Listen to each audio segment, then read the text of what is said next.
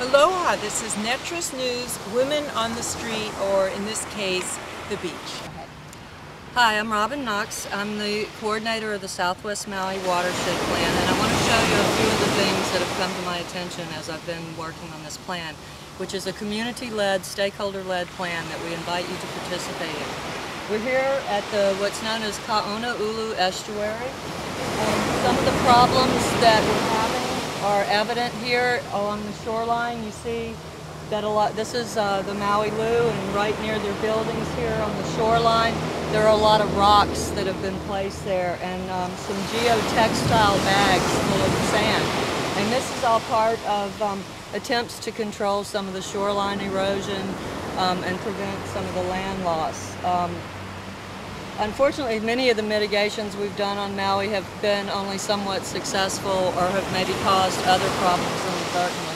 So shoreline change, sea level rise is one of the things we're worried about in our plan. Even though we haven't had a rainfall event recently, the sediment's still out in the ocean. It's a gift that keeps on giving. Once the stream carries the sediment to the ocean, the swells and wave action can resuspend the sediment. So some days this looks really brown. Other days it clears up and looks more blue, but this is definitely an impacted area of ocean and shoreline. And when there's a lot of rain, there's a lot of sediment transport and stream flow that comes out. And during the flooding in December and January of this year, we did see a lot of erosion along the shoreline, but much of it was actually caused by water coming down the mountain, as well as rising water tables and whatever's going on with the ocean at the same time. And we had a triple whammy of 2 floods followed by a tsunami, so this area is really been pretty hot. We're looking here today at the stream mouth of Kalaniʻōkoʻai Stream, and this is where we can see a lot of the impacts of some of the flooding that's going on. This wetland is kind of trying to serve its natural function of being a place where water can settle and be filtered, but it's somewhat small. It's been reduced by development around it, condominiums and such. And so when the big water flows come, the wetland gets full, and the water came through the parking lots of this condo complex here. There was mud all down at Canolio Villages there. They were having to clean up big mud in the streets in their parking lots. This wetland and the stream bottom got so much sediment put on them that the wetland elevation's actually rising, and so is the bottom of the stream. And part of this is due to when they bulldoze and scrape the mud up, some of it goes into the wetland and gets piled along the sides. Here, the bridge, or the road here, the culverts were damaged. You can see the damage in the concrete. It was almost taken out. These big concrete blocks that are here right now, those barriers, they get tossed around like tinker toys when the river flows. It gets to be a raging river here.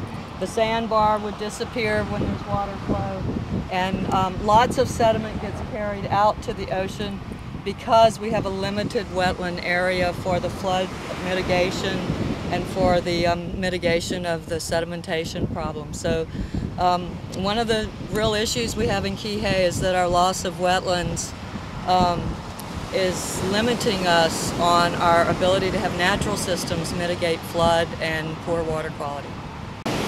So Robin, I've been here before, and I'm noticing that it looks really low. I mean, I remember before when I came to help put the rocks on, that the water was all the way up to the higher parts of the rocks, and that this whole big lump of sand wasn't there.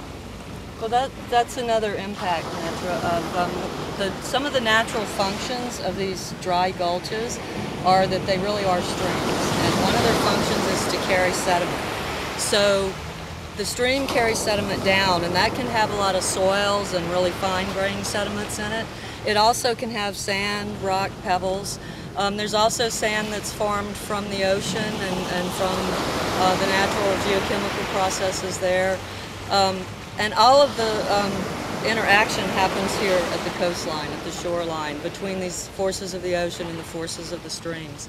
One of the negative impacts from having so much stream flow, so much water, and having no place before it gets here for the sediments to settle out that leads to sedimentation in our fish ponds. So the river has actually carried a lot of not only sand, but debris and really fine-grained soil sediments into the fish pond, which is slowly filling it in. The tide's going out right now. If it were all the way out, you'd be able to see that it's almost filled in here.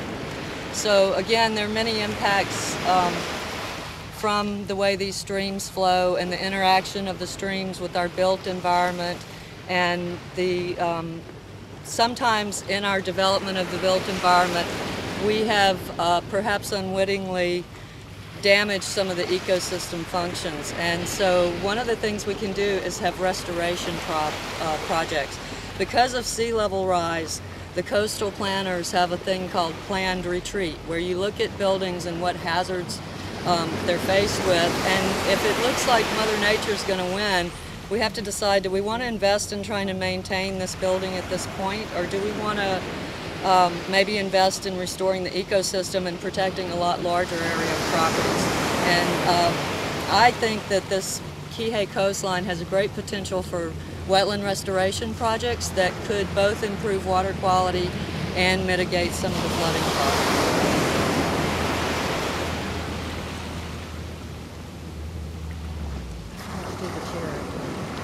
Yay! Wetland restoration, yes!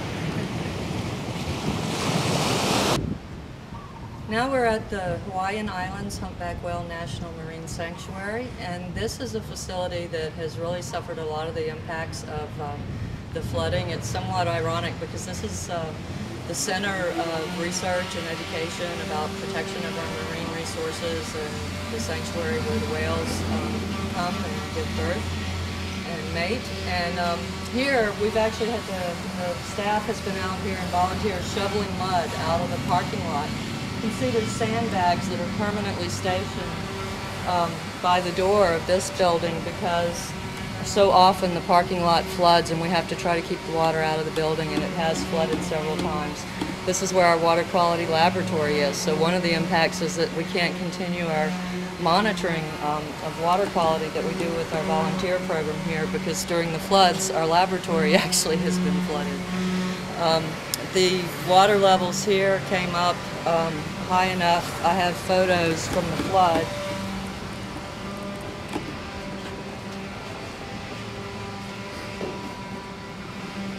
The water levels come up about this high.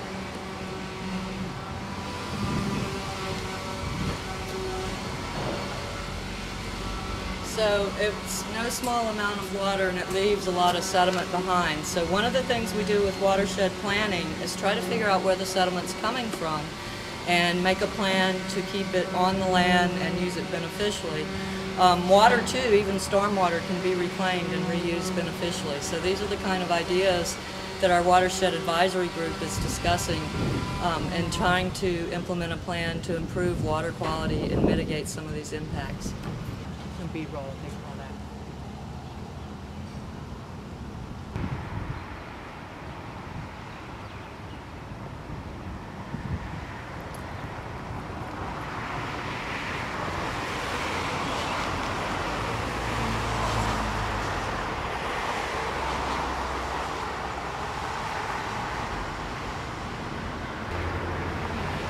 So here we are, we're at the mouth of Kalani Gulch, where it comes out at the ocean. You just saw the beautiful South Maui shoreline where people are out canoeing and enjoying the view and the ocean. Because this stream doesn't flow all the time, but water is here all the time, we end up with some stagnation here.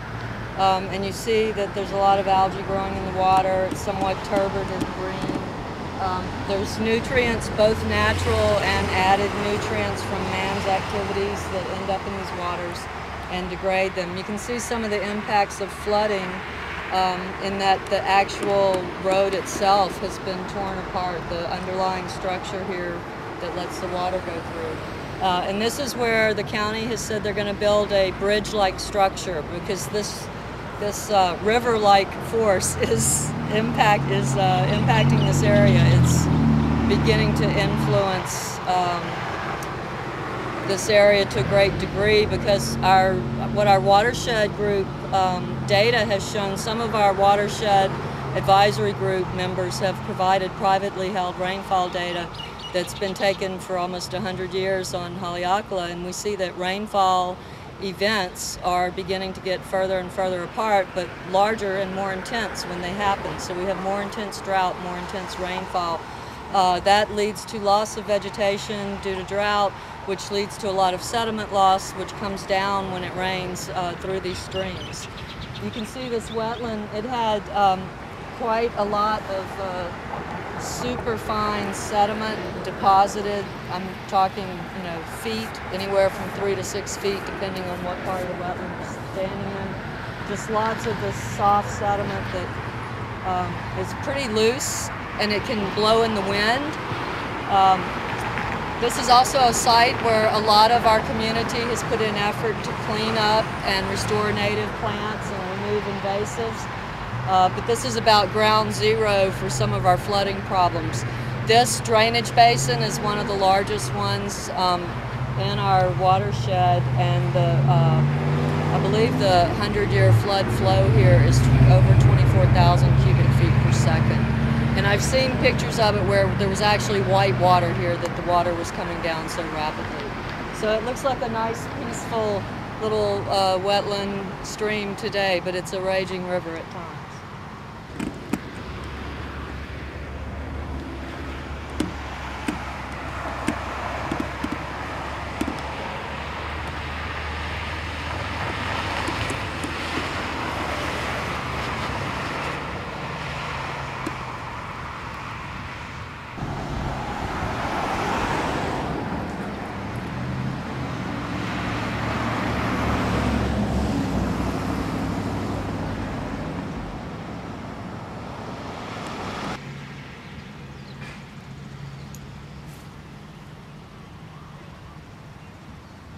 So Robin, what is this project? It looks like a group of people working together to fix some of these problems and to clean things up. What are they doing? This is one of many very well-intended projects in our community that shows how much people are concerned.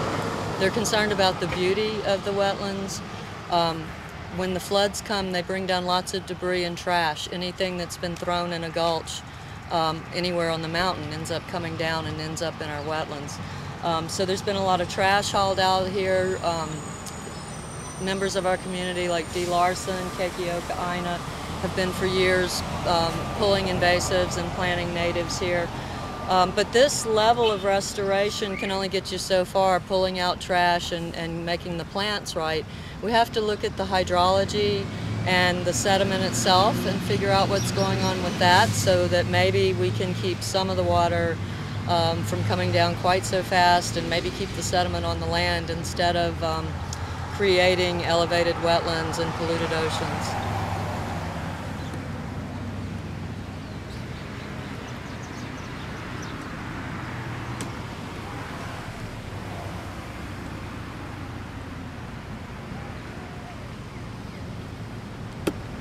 Hey guys, what's this Great American Cleanup? What is that?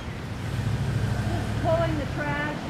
So we're here in the wetland, and another impact of what's been going on with droughts and things like that is that there's not been enough water for some of the cattle, and some of the ranches last summer actually had to slaughter some of their cattle on an emergency basis because they didn't have enough water to keep them alive. And there's been a large amount of cattle remains in the floodwaters and in the sediments that are deposited in this wetland. We've been finding bones on the beach and all throughout this wetland. And this is where a hole was dug to do some sort of water percolation test, but it really shows you how deep down just the soft sediment is. There's several feet of it, evident right here. Okay, so here we're looking up the watershed that's behind this wetland. The stream itself, generally water at the surface ends about where we are here. But when it rains, surface flow comes down from that watershed above and comes through this drainage path here and enters the wetland, and it spreads out when it gets to the wetland and drops its sediments, hopefully, before getting to the ocean. But in flood events, of course, the water's coming so fast and there's so much of it, this is not enough volume to contain it all and let it settle. So we're going to go further up the watershed, see if we can figure out where is all this sediment coming from. So Robin, how does all this flooding affect the condominiums in the area? There's been a lot of impacts to all businesses and the county due to the flooding. There's a high cost of cleanup. We have people who are coming here for tourism and recreation, and so we want to not have them around in all this mud and the dust that remains when the mud dries up. This is Canolio Villages. They are probably one of the most impacted condominiums. They are right in the floodplain. I saw them out cleaning up after every one of these floods. I know their employees spend a great deal of time doing that. This is another one that's impacted by the course of the river itself, because when the water came up, it became a river actually flowing through their parking lot. I didn't see that myself. I've been told that by the residents there. So I can see that the county and other businesses are really having some economic impacts, and this has the potential to economically impact not only our property values, but our way of life, our tourism industry, our ecosystems. So what I hope we can find is answers that don't just mitigate the flood problems, but also protect and recognize the values of our wetlands, our waterways, and our oceans.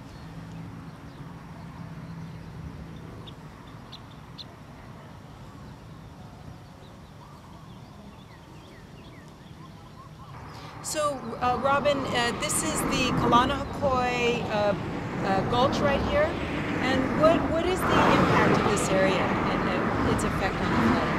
Well, Netra, you can see we're standing under the Kalanahakoi and Pialani Highway crossing. This is where the highway crosses this particular gulch. And what you're looking at behind us is where the stream flows under that bridge. And you can see this all looks pretty smooth and well graded. That's because the county came down here to dig out all the silt that was deposited here during the flooding events. The level of the silt came up on the sides of this embankment to about where we're standing now. And I'm going to run down there and stand next to some of the posts so you can see really how tall the mud came down where some of the high water marks are.